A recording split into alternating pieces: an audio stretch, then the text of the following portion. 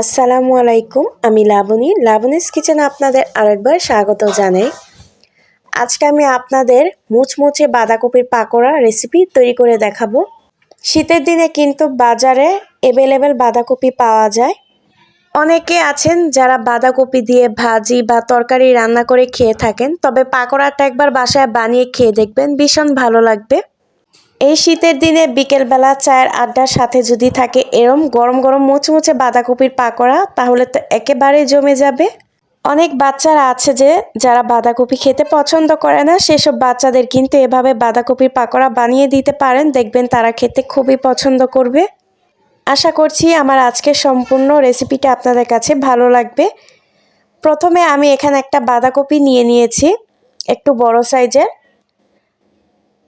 তো এখানে আমি বাঁধাকপিটা কিন্তু পুরোটা পাকোড়ার জন্য ব্যবহার করব না, আমি অর্ধেকটা বাঁধাকপি একটা ছুরি দিয়ে কেটে নিচ্ছি।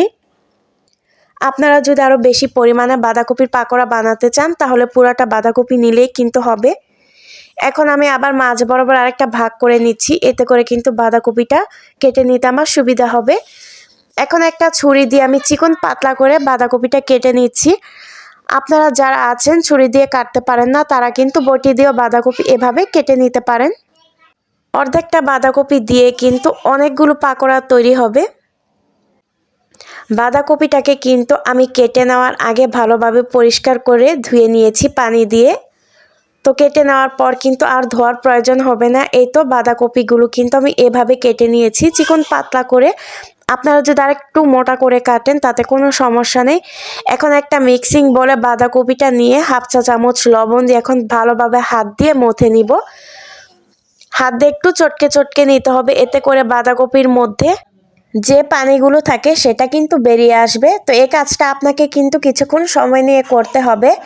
আমি প্রায় 7 থেকে 8 মিনিটের মতো সময় নিয়ে বাঁধাকপিগুলো চটকে নিয়েছি। দেখুন এখান থেকে কতটা পানি বের হচ্ছে আস্তে আস্তে। তো এই পানিগুলো এখন চিপে চিপে আমি একটা প্লেটে উঠিয়ে নিব। বাঁধাকপিগুলো পানিগুলো নিংড়ে নিতে হবে। ভালোভাবে চেপে চেপে কিন্তু হাত দিয়ে পানিগুলো বের করে নিতে হবে, এতে করে কিন্তু বাঁধাকপিগুলো পাকোড়া বানানোর পর মুচমুচে হবে। এই তো সবগুলো বাঁধাকপির থেকে কিন্তু পানিটা নিংড়ে নেওয়া হয়ে গিয়েছে। এখন বাঁধাকপিগুলো আমি একটা মিক্সিং বলে নিয়ে নিব, আর এখানে দেখিয়ে দিচ্ছি দেখুন কতগুলো পানি বের হয়েছে বাঁধাকপি থেকে। ওই বাঁধাকপির পানিগুলো আমি ফেলে দিব, আর একটা বড় মিক্সিং বলে আমি বাঁধাকপিগুলো নিয়ে নিচ্ছি।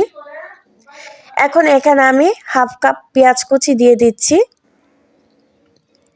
এখন দিয়ে দিচ্ছি 5টি কাঁচামরিচ কুচি। ঝালের পরিমাণটা আপনারা চাইলে আরও বাড়িয়ে কিংবা কমিয়েও দিতে পারেন।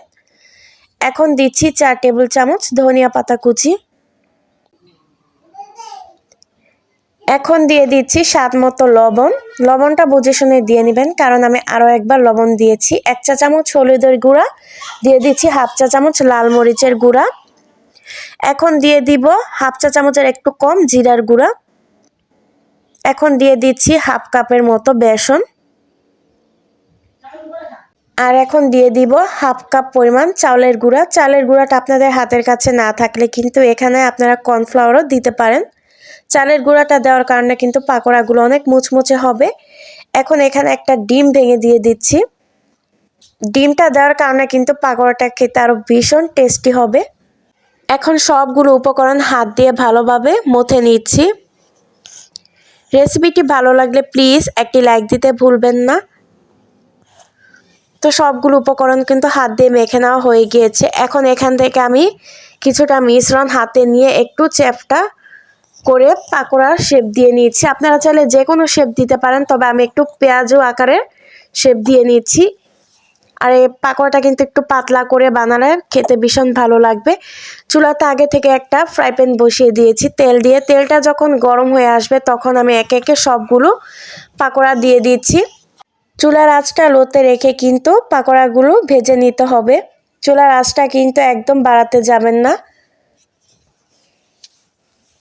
তো আমি একটু নেড়ে চেড়ে দিচ্ছি। তো এই পাশটা ভাজা হয়ে গিয়েছে, আমি এখন উল্টে দিচ্ছি অপর পাশটা ভাজার জন্য।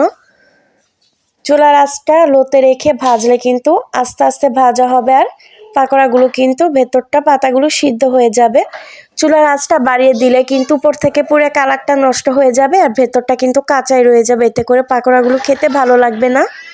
একটু সময় নিয়ে পাকোড়াগুলো ভেজে নিতে হবে। তো আমি উল্টে পাল্টে দিচ্ছি, পাকোড়াগুলো সুন্দরভাবে ভাজা হয়ে যাচ্ছে। আর দেখুন খুব সুন্দর একটি কালার চলে আসছে, এর বেশি কিন্তু আমি ভাজবো না, এতে করে কিন্তু পাকোড়াগুলো উপর থেকে পুরো কালারটা নষ্ট হয়ে যাবে। পাকোড়াগুলো ভাজা শেষে এখন আমি একটা ছাঁকনিতে উঠিয়ে নিচ্ছি, এতে করে তেলগুলো কিন্তু ঝরে যাবে। পাকোড়াগুলো ভাজতে আমার 7 থেকে 8 মিনিটের মতো সময় লেগেছে, আপনাদের আরও বেশি বা কমও সময় লাগতে পারে। পাকোড়াগুলো ভাজা শেষে এখন আমি গরম গরম পরিবেশন করে নিচ্ছি। দেখুন পাকোড়াগুলো কালারটা কিন্তু কত সুন্দর এসেছে, আর এই বাঁধাকপির পাকোড়া খেতে কিন্তু অনেক বেশি টেস্টি হয়ে থাকে, একদম মুচমুচে।